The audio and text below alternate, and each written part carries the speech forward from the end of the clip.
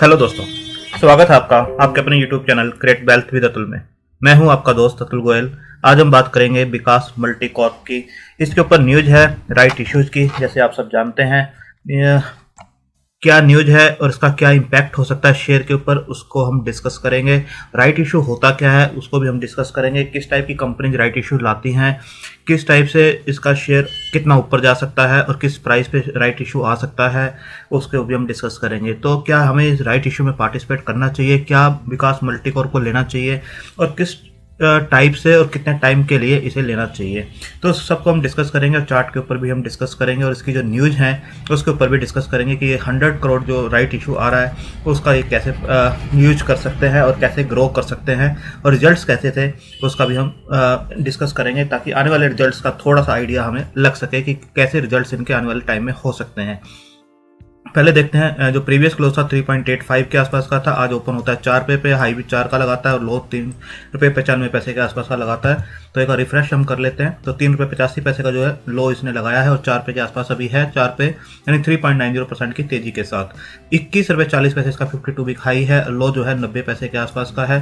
तो आप देख सकते हैं 3.95 के आसपास ये चलता हुआ आपको नजर आ रहा है। इसके बाद हम डिस्कस करते हैं न्यूज़ के ऊपर जो 6 फरवरी 2021 की है, जो NSE और BSE दोनों को इंटीमेट किया गया था outcome of the board meeting. जैसे आप देख सकते हैं outcome of the board meeting.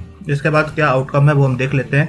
ये मीटिंग जो हुई थी वो 6 फरवरी 2021 को हुई थी और raising of funds by issuance and allotment of equity shares for up to aggregate amount of 50 crore by the way of right issues। तो 50 करोड़ जो लाना चाह रहे हैं वो राइट इश्यूज के थ्रू लाना चाह रहे हैं, और जो 50 करोड़ है नेक्स्ट स्टेप आप पढ़ेंगे जो additional by way of securities convertible instrument FCCB, उसके थ्रू जो है 50 करोड़ शेयर लाए जाए, 50 करोड़ रुपया उसके थ्रू लाया जाएगा। तो 100 करोड़ रुपया ये रेज कर रहे हैं 50 करोड़ राइट इशू के थ्रू और 50 करोड़ रुपया FCCB QIP वगैरह के थ्रू अरेंज करेंगे। तीसरा पॉइंट जो इन्होंने दिया है, constitute a board committee for finalising the terms of the right issue and other fund raising issues from time to time in accordance to the applicable law. तो आप देख सकते हैं इस टाइप से 50-50 करोड़ करके ये अपना जो है फंड रेज करेंगे। Approved increase in authorise share capital of the company to ₹100 crore and consequent alteration in capital clause of the memorandum of association. तो जो शेयर कैपिटल है, ऑथराइज शेयर कैपिटल है, वो भी इंक्रीज की गई है, अप्रूव कर दिया गया 100 करोड़ के लिए। तो आप देख सकते हैं राइट इशूज क्या होते हैं।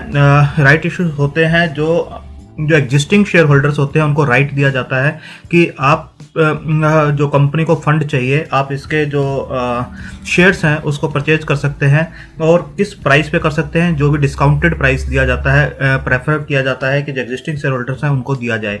अगर इसका प्राइस अभी 4 रुपये पे चल रहा है तो हो सकता है 3 रुपये या 2.5 रुपये के आसपास इसका प्राइस रखा जाए राइट इशू का।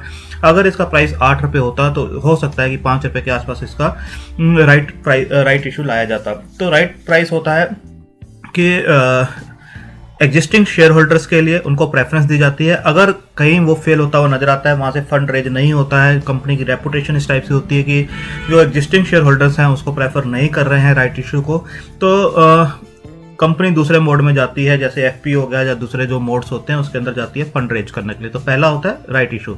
राइट इशू किस टाइप की कंपनीज लाती हैं वो भी आप देख लीजिए। राइट इशूज लाती हैं जहाँ पर कंपनी दूसरे बेस से या तो फंड रेज नहीं कर पा रही है, ऑलरेडी बहुत ज़्यादा उनके ऊपर डेट है, बैंक्स उनको लोन नहीं दे रहे हैं, मार्केट से वो लोन नहीं उठा पा रहे हैं। और सेकेंड होता है कि कंपनी अपने शेयर्स को निकाल कर अपना जो फंड रेज कर रही है वो डेट को ज़्यादा बढ़ाना नहीं चाहती, बैंकों के जो डेट है उनको ज़्यादा बढ़ाना नहीं चाहती, और ग्रोथ भी चाहती है कंपनी, और सस्ते दामों के ऊपर ग्रोथ चाहती है। तो ये दो चीज़ें होती हैं, या तो उसको कहीं से लोन मिल नहीं रहा है, और अगर मिल रहा है तो वो उस वे में जाना नहीं चाहते और सस्ते उसके अंदर चीज़ों में जाना चाहते हैं और वहाँ से ग्रोथ को लेना चाहते हैं। तो राइट इशू इस कंपनी का, जैसे हमने पहले भी डिस्कस किया है, जो डेट है इसके ऊपर सिर्फ 40.6 करोड़ के आसपास का डेट टू इक्विटी रेशियो बनता है 0.76 के आसपास का। और इसके अंदर भी आप देखेंगे कि जो न्यूज है पहले की 29 दिसंबर के आसपास की, आप देख सकते हैं Vikas multicorp reduces debt by half of half to SBI seeks to entirely debt free by 2022।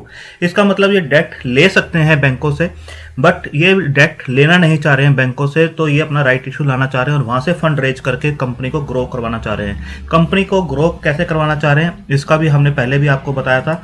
जो इनका है विकास मल्टीकॉर्प, ये आप पुरानी न्यूज़ देखेंगे, क्योंकि इन चीज़ों में क्या होता है कि टाइम लगता है सबको प्लान करने में, ऐसा नहीं होता कि ओवरनाइट ही सब कुछ चीज़ें हो जाती हैं। तो Vikas multicorp enters FMG sector, plans investment of ₹100 crore. तो आप देख सकते हैं एफएमसी सेक्टर में ये अपने आप को और ग्रो करना चाहते हैं और उसके लिए 100 करोड़ रुपया इनको चाहिए भी।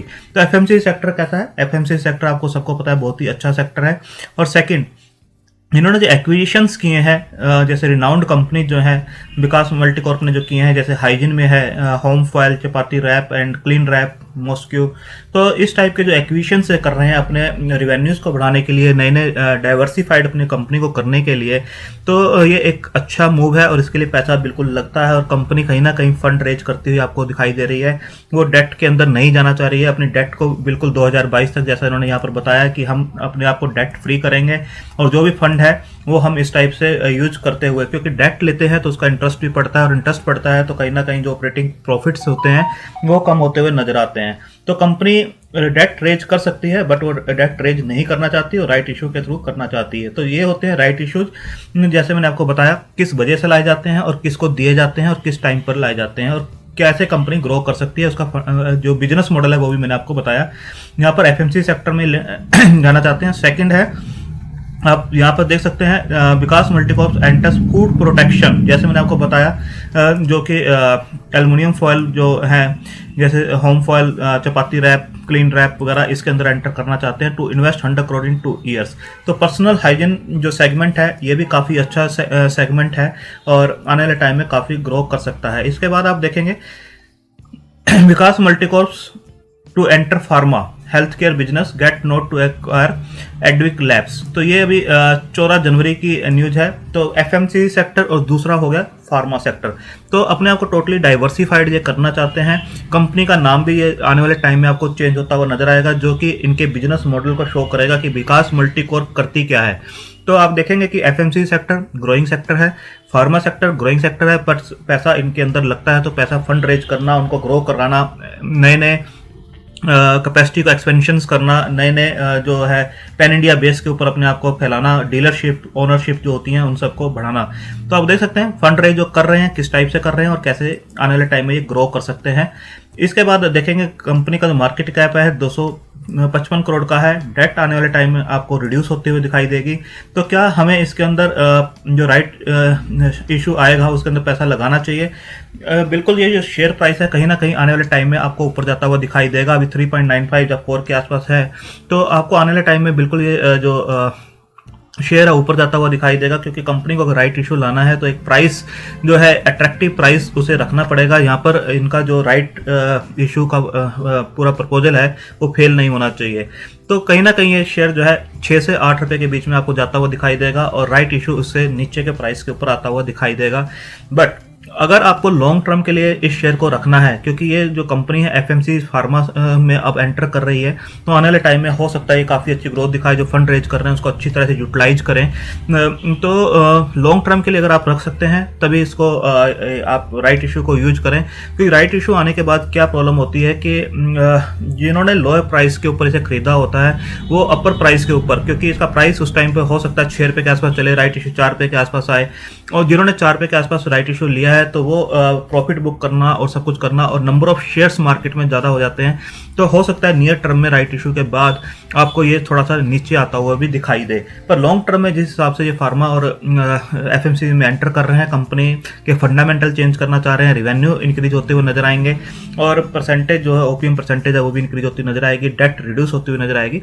तो हो सकता है आने वाले टाइम में इसके प्राइस टारगेट जो है 18 से 20 रुपये तक ये इजिली जाता हुआ नजर आए, या अपने जो 52 भी खाई है उसको भी टच करता हुआ नजर आए। तो नियर टर्म में हो सकता है इसके ऊपर थोड़ा सा अभी ये ऊपर जाए, राइट इशू आने के बाद फिर अगेन थोड़ा सा नीचे आए, पर वही लोग इसके अंदर एंटर करें जो लॉन्ग टर्म के लिए अगले 2 या 3 साल के लिए इसे रख सकते हैं, क्योंकि 20 से 25 रुपए के आसपास के टारगेट्स इसके बनते हैं। तो वहां तक ये शेयर बिल्कुल आपको जाते हुए नजर आएगा, यहाँ से 4 से 6 गुना ये शेयर हो सकता है। बट शॉर्ट टर्म में इसके ऊपर बिल्कुल प्रेशर आ सकता है राइट इशू के बाद। तो आप देखेंगे यहाँ पर भी हम शेयर के ऊपर चेक कर लेते हैं। जो इसका लो प्राइस इसने अभी बनाया था, जब ये ऊपर से नीचे आ रहा था, 3 रुपये 30 पैसे के आसपास का बनाया था, और उसके बाद से ये घूम गया है शेयर। और आप देख सकते हैं 3 रुपये 75 पैसे, देन 3 रुपये 90 पैसे, और आज ये 4 रुपये के आसपास काम करता हुआ आपको नजर आ रहा है। तो एक बेस इसने जरूर बनाया है 3 रुपये 30 पैसे के आसपास का। तो कोई भी डाउन साइड इसके अंदर मिलती है तो बिल्कुल आप इसे इस प्राइस के ऊपर ले सकते हैं, क्योंकि यहाँ से शेयर जो है अभी 6 से 8 रुपए के बीच में कहीं पर भी जाकर रुक सकता है, और उसके बाद राइट इशू का अनाउंसमेंट आ सकता है किस प्राइस के ऊपर ये राइट इशू ला रहे हैं। तो लॉन्ग टर्म के जो इन्वेस्टर्स हैं बिल्कुल इसे ले सकते हैं, और शॉर्ट टर्म में थोड़ी वोलेटिलिटी इसके अंदर बिल्कुल रह सकती है। तो आप अपने फाइनेंशियल एडवाइजर से डिस्कस करके अपनी होल्डिंग कैपेसिटी और रिस्क टेकिंग कैपेसिटी के हिसाब से ही इस शेयर को चूज कीजिएगा, और अपनी वॉच लिस्ट में लगा के धीरे धीरे कम्युलेट कर सकते हैं। लॉन्ग टर्म के इन्वेस्टर्स इसके अंदर बने रह सकते हैं। थैंक यू, धन्यवाद।